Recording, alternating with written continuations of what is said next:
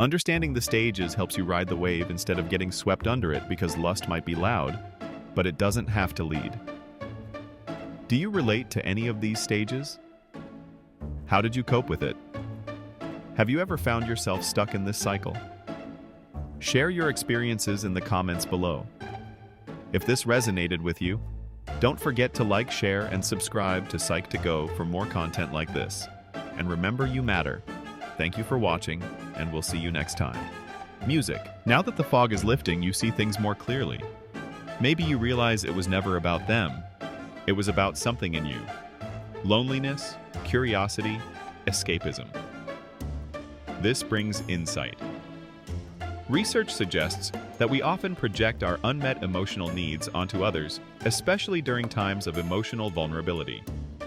But when you're aware of your emotional needs, this stage can help bring insight, helping you understand what you're really searching for, which brings us to stage 8, integration. This is where you reclaim your power. You understand the impulse without being controlled by it. You're not broken or shameful for feeling lust. It's a completely natural human response, but now it's not running the show. So, if you're stuck in an intense attraction and wondering why you can't stop thinking about them, maybe it's not love. Maybe you're just in stage 3. And the good news is most of us fade out around stage 5. So why is this stage where most sexual attraction begins to fade? Well, research by Cross and others found that when we obsess over someone who's unavailable, our brain's reward system keeps firing, but it eventually becomes less satisfying. The more your desires go unfulfilled, the less exciting it feels, leading to emotional frustration. As dopamine levels drop, the sexual attraction begins to fade. This is where most sexual attraction starts to fade because without real connection or reciprocation, the excitement just isn't there anymore. There isn't anymore. Stage 6, withdrawal. You start to detach either by force or by fatigue. You might feel embarrassed, confused, or even a little sad. But this is a good sign. Your nervous system is regulating again.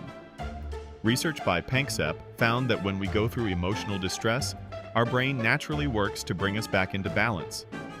So this detachment is just part of that process. Stage 7, clarity. Freud explained how we often project our own needs and fantasies onto others, shaping how we see them.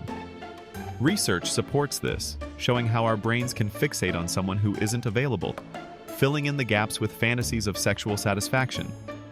So at this stage, it's not about romance.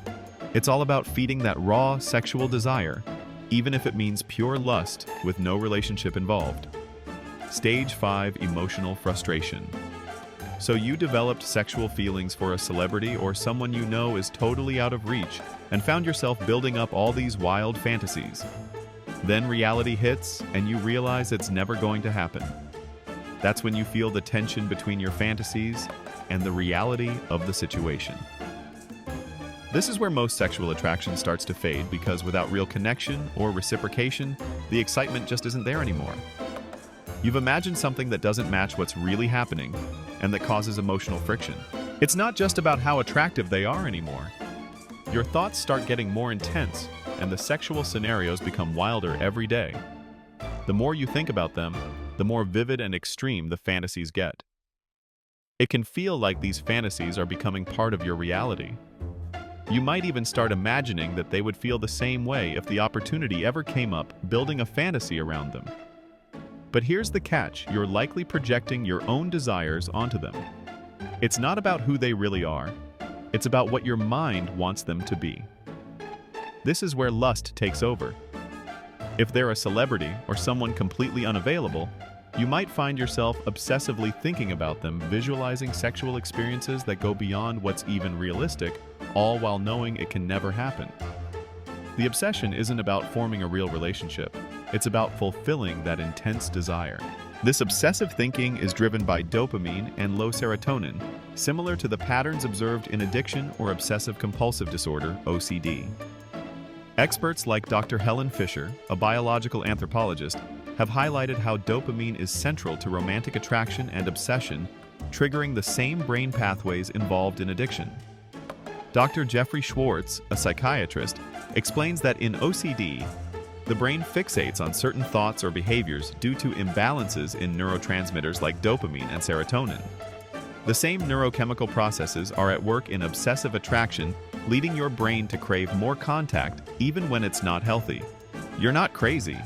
Your brain is chemically infatuated, caught in a loop of obsessive desire, just like the repetitive cycle seen in addictions. It's a natural and intense response rooted in your brain's reward system. Stage 4, fantasy and projection. At this stage, your mind is probably running wild. Why is that? Because it's what our brains are wired to do. In the early stages of sexual attraction, our biology drives us to focus on the positives and overlook the flaws. This is the halo effect. When one attractive trait leads us to assume others like kindness or intelligence, even with little evidence. It's not logical, it's primal and chemical. Why? Because it's tied to our evolutionary need to connect and reproduce. Connection often begins with primal desire, and our brains push us to idealize others, increasing the chances of forming a bond. And this drive is how the brain increases the chances of intimacy, even if it means overlooking red flags, which leads us to the next stage: obsession. You think about them constantly. You check their socials. You wonder what they're doing and crave more exposure. It's not love. It's dopamine. It's here to offer clarity, insight, and understanding, because sometimes just naming what you're feeling is enough to loosen its grip. So with that said, let's talk about it. Stage 1. The spark. It usually starts with a flash, a glance, a photo, a moment. You feel an immediate physical attraction. It's not deep, but it's primal. And it's often surprising how quickly your mind fills in the blanks and you can't stop thinking about it. So why does this happen? Well, this is that dopamine rush. Brain scans actually show that sexual arousal lights up the brain's reward system, especially the ventral tegmental area, or VTA, which is the same part that gets activated by addictive drugs. Stage 2. Idealization. You start imagining scenarios that are sensual in nature, replaying moments and drifting into fantasies, even when you know it's probably never going to happen. It's a distant fantasy. You don't even know them like that. But you can't stop. Ever found yourself obsessively thinking about someone you don't even want a relationship with? It's like there's no love, no deep connection, just this intense sexual attraction. Maybe it's a celebrity someone who's taken, or a person you barely know. Sexual attraction is that intense, uncontrollable pull that makes it hard to think straight. You don't even see yourself in a long-term relationship with them, but your brain says, let's obsess over them for the next 24 hours.